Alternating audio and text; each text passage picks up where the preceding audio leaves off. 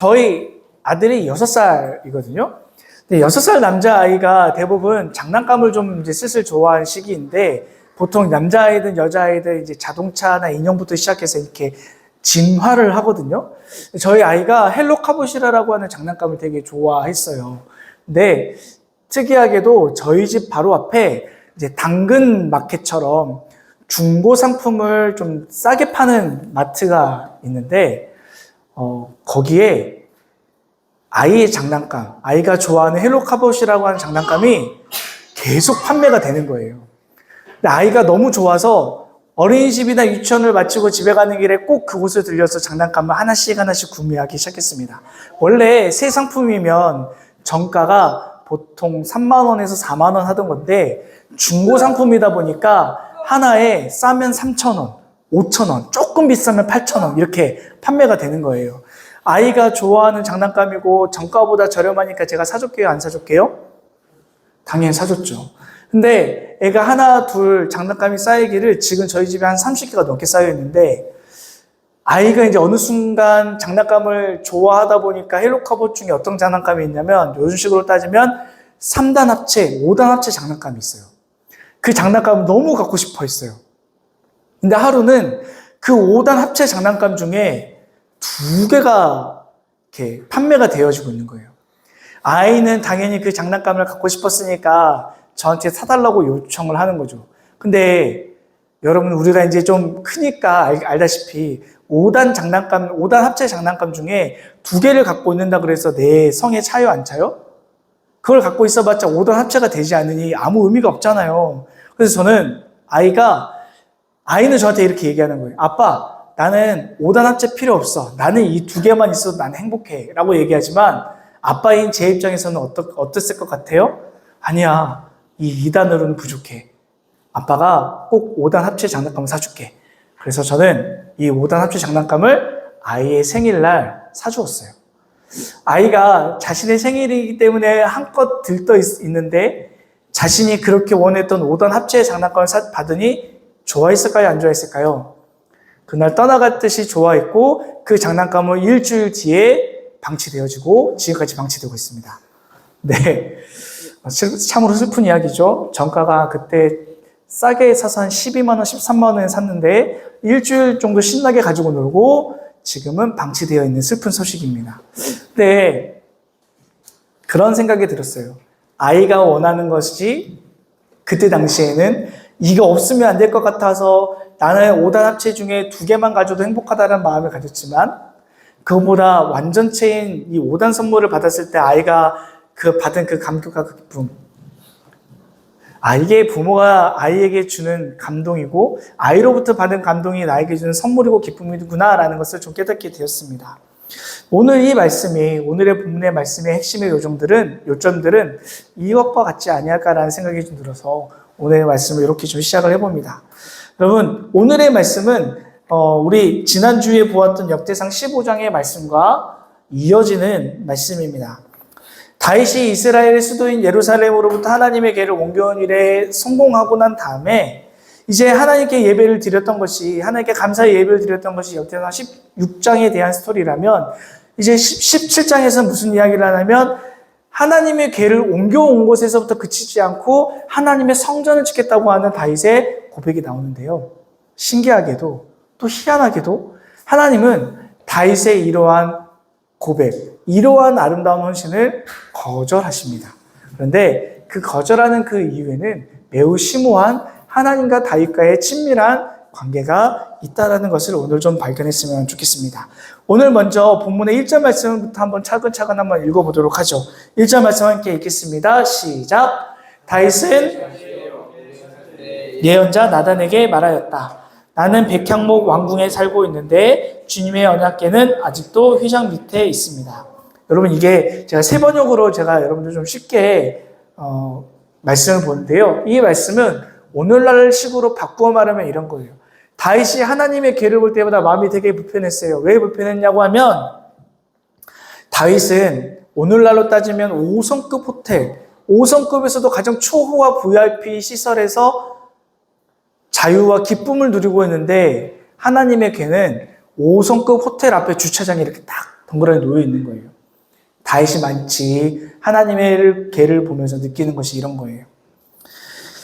마치 자신은 롯데 시그니엘의 가장 꼭대기에 살면서 매일마다 음식을 주문하고 시켜 먹는 이 호화로운 생활을 하고 있는데 하나님의 개는 어디 있다고요? 텐트 치고 저기 한강에 텐트 치고 있는 거예요. 그것을 롯데 시그니엘에서 하나님의 개가 저 텐트에 있는 것을 보면서 다시 매우 불편하고 마음이 편해하지 않았어요. 그래서 다윗은 선지자 나단을 불러서 이야기하는 겁니다. 내가 호화로운 이 5성급 호텔에 있는데 하나님의 개가 주차장에 텐트에 딸랑 쳐져 있는 걸 보니까 내가 마음이 편하지 않아서 내가 하나님을 위한 멋진 집을 좀 지어드리고 싶다. 선지자 선생님, 나단 선생님은 이것에 대해서 어떻게 생각하시나요? 라고 묻는 거예요. 2절 말씀은 어떻게 얘기할까요? 나단이 이렇게 얘기하죠. 함께 읽겠습니다. 시작. 나단이 다윗에게 말하였다. 하나님께서 임금님과 함께 계시니 무슨 일이든지 계획한 대로 하십시오. 자, 이 표현은 이런 겁니다. 왕 당신의 이야기를 들으니까 당신이 얼마나 하나님을 사랑하고 얼마나 하나님을 아끼는지 너무나 잘 알 것 같아요. 하나님이 당신과 함께 하시니 당신이 계획한 모든 것에 얼마나 기뻐하시고 만족해 하실까요? 왕이여 당신의 뜻대로 하십시오 라고 이야기하는 겁니다. 나단이 선지자잖아요. 하나님의 말씀을, 예언된 말씀을, 하나님의 율법을 얼마나 연구하고 고민한 사람이겠어요? 근데 그 사람이 보기에도 이 다윗이라고 하는 사람의 이 심성이 너무나 예쁘고 좋으니까 하나님 보시기에 너무나 선한 것이라고 본인이 판단했고, 제가 생각할 때 하나님은 이 왕이신 당신의 그 결정을 너무나 선하게 생각하실 것입니다라고 흔쾌히 동의합니다. 그런데 중요한 사실은 나단이 동의한 바로 그날 밤에 하나님께서 나단에게 급하게 찾아오십니다. 3절 말씀 바로 같이 한번 읽어볼게요. 시작. 그러나 바로 그날 밤에 하나님께서 나단에게 말씀하셨습니다. 다윗과 나단이 대화하고 다윗의 의견에 나단이 동의한 바로 그날 밤입니다. 그러니까 얼마나 하나님이 급하셨는지를 얘기하시는 거예요. 다윗이 하나님의 성전을 공사를 하기 바로 직전에 표현을 그렇죠. 할까? 그럼 공사를 나 내일부터 시작해도 돼? 이거 이제 프로젝트를 해도 돼? 라고 얘기하는 바로 그날 밤에 급하게 하나님께서 찾아오셔서 다윗을 향한 하나님의 마음을 나단에게 전달합니다. 그리고 우리가 이제 이 앞서 이후에 어떤 말을 하냐면, 나단아, 다윗에게 전해줘. 너 그거 하지 마. 라고. 다윗의 그 선한 마음을 거절하시는 하나님의 모습이 전달되어집니다. 여러분, 왜 하나님이 다윗의 이런 선한, 다윗의 이런 멋진 이 예배의 삶, 이 열정과 헌신을 거절하는지에 대해서 오늘 간단하게 보려고 합니다. 여러분, 그에 앞서서 우리가 한 가지 알아야 될 게 있어요. 아주 중요한 건데요. 그것이 뭐냐면, 먼저 하나님은 다윗의 이러한 마음, 열정과 헌신을 기쁘게 받으셨다라는 것을 믿지 않아야 됩니다.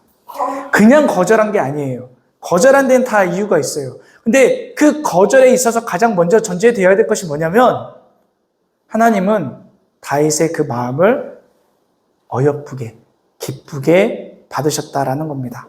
자, 그것이 어디에 나와 있냐면 바로 오늘 본문의 말씀의 4절과 7절에 다윗에 대해서 나단에게 다윗에 대해서 하나님께서 어떻게 표현하시는지 한번 같이 보세요. 4절과 7절 함께 읽겠습니다. 시작. 가서 내 종 다윗에게 말하기를 여호와의 말씀이 너는 내가 거할 집을 건축하지 말라. 또한 내 종 다윗에게 이처럼 말하라.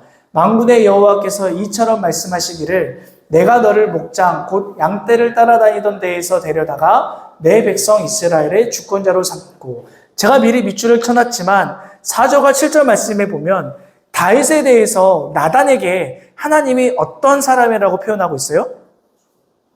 뭐라고 표현하고 있어요? 내 종 다윗이라고 표현하고 있어요.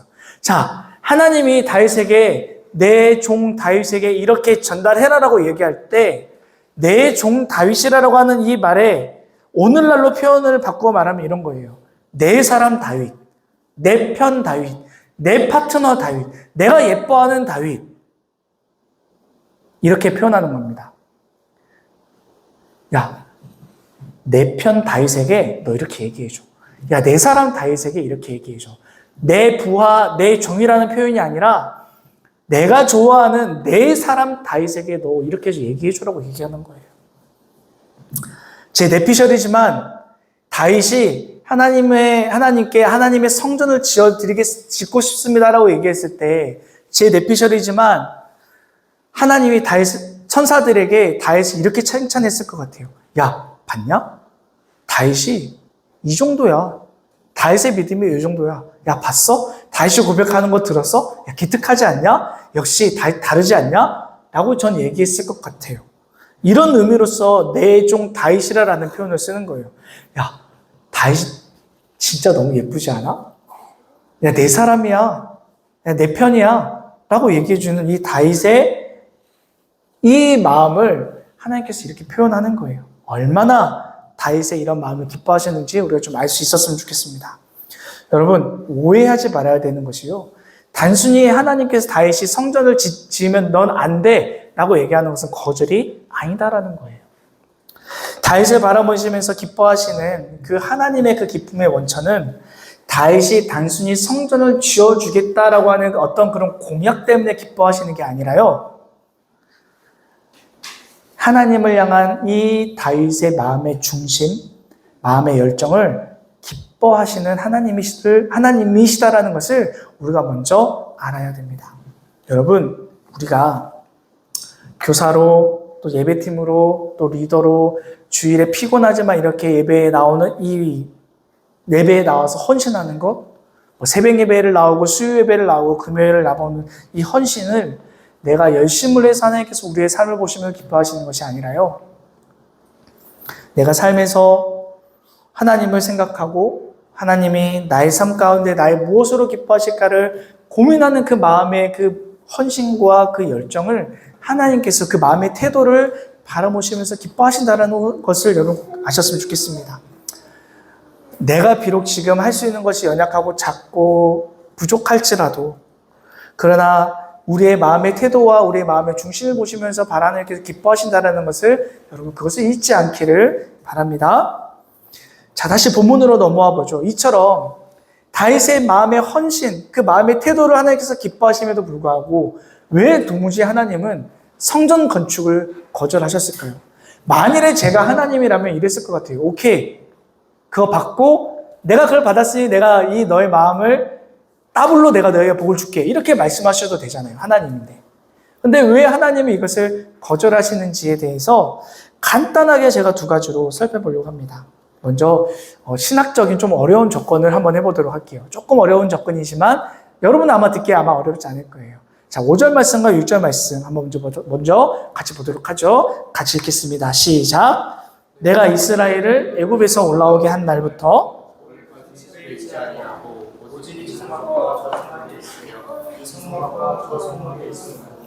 이스라엘 무리와 더불어 가는 모든 곳에서 내가 내 백성을 먹이라고 명령한 이스라엘 어느 사사에게 내가 말하기를 너희가 어찌하여 내 백향목 집을 건축하지 아니하였느냐라고 말하였느냐 하고.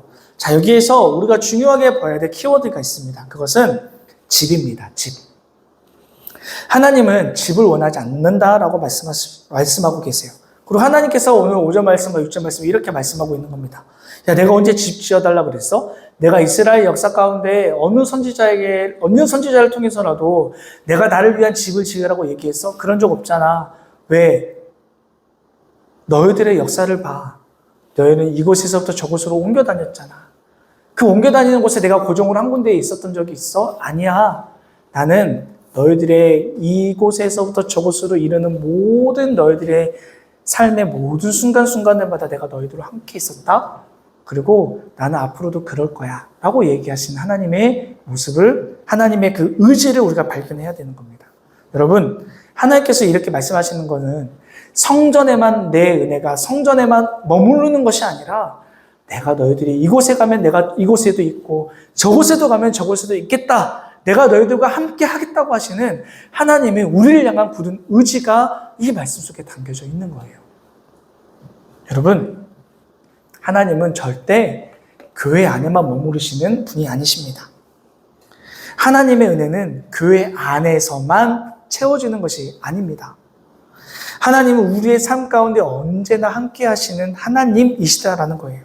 가정과 학교, 친구들과의 만남, 혹은 나 혼자 홀로 외로이 싸우고 있는, 그 고군분투하고 있는 그 순간에도 하나님은 함께 하십니다.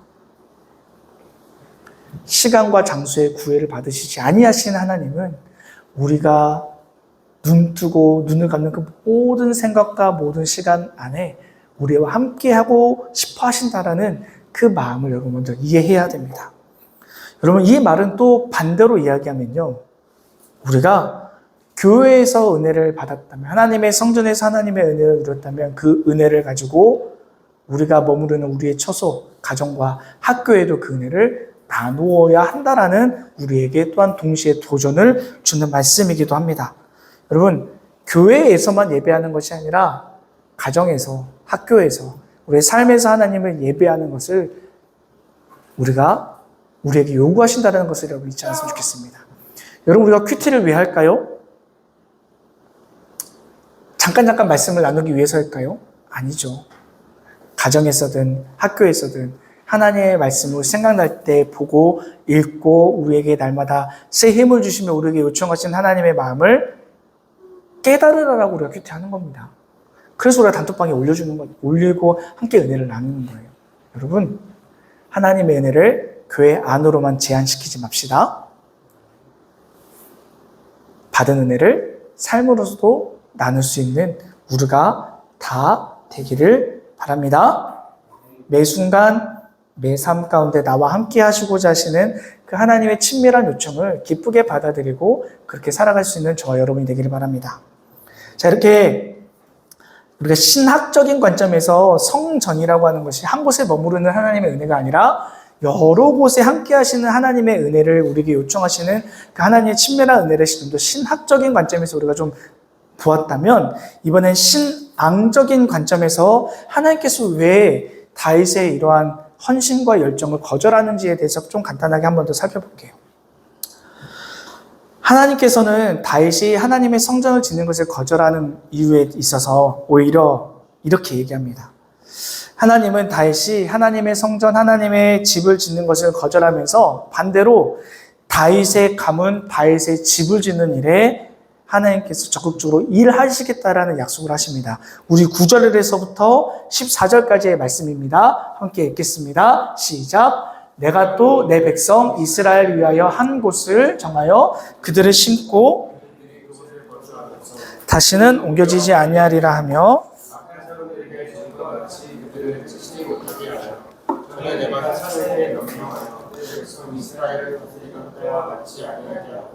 또 내 모든 대적으로 내게 복종하게 하리라. 또 내게 이르노니 여호와가 너를 위하여 한 왕조를 세울지라. 내 백성의 연한이 차서 내가 조상들에게로 돌아가면 내가 내 뒤에 내 씨 곧 내 아들 중 하나를 세우고 그 나라를 견고하게 하리니 그는 나를 위하여 집을 건축할 것이요 나는 그의 왕위를 영원히 견고하게 하리라. 나는 그의 아버지가 되고 그는 나의 아들이 되리니 나의 인자를 그에게서 빼앗지 아니하기를 내가 내 전에 있던 자에게서 빼앗지 않음과 같이 아니할 것이며 내가 영원히 그를 내 집과 내 나라에 세우리니 그의 왕위가 영원히 견고하리라 하셨다 하라. 다윗은 하나님께 성전을 짓겠다고 하는 그의 성전 건축이라고 하는 프로젝트를 말했을 때 하나님은 다윗이라고 하는 이 사람과 약속으로 지어진 집을 지어주겠다라고 하나님께서 다윗의 집을 선물로 주고 계십니다. 하나님은 다윗의 이러한 순수한 열정과 헌신은 받으시고 칭찬하시면서요, 동시에 내가 너희 삶 깊숙이 함께 하시겠다라고 하는 이 약속을 오늘 다윗에게 하십니다.